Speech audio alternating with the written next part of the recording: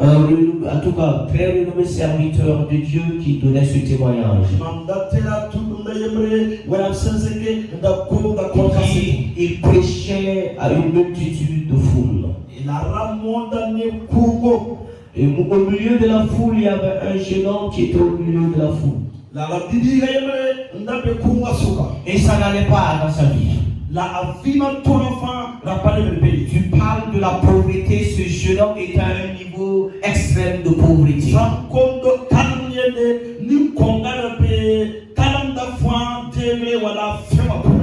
Très, très, très extrême.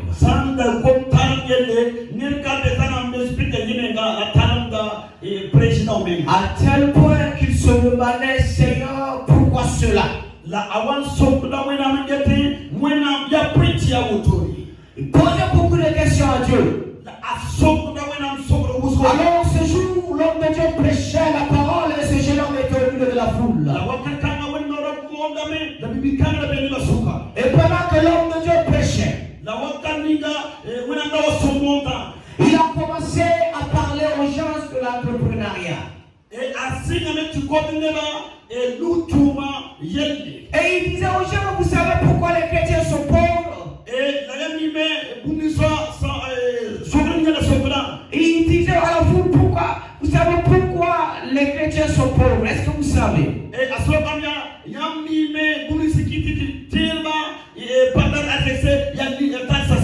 Il dit que c'est tout simplement parce qu'on refuse souvent d'entreprendre.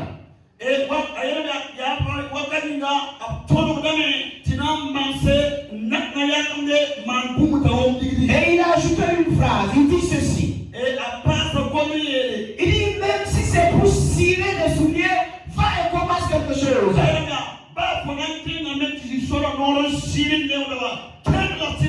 Le jeune homme qui était au milieu de la foule a dit que la parole lui a percé le cœur. Et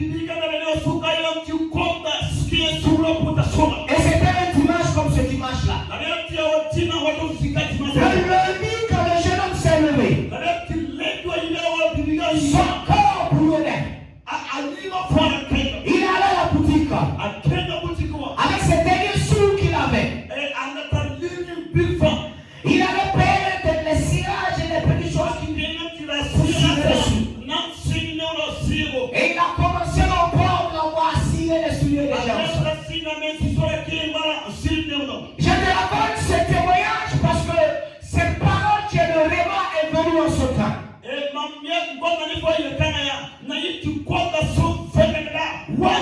Imagine-toi si ce jeune homme n'était pas sur la bonne fréquence et ne captait pas cette parole qui était pour lui.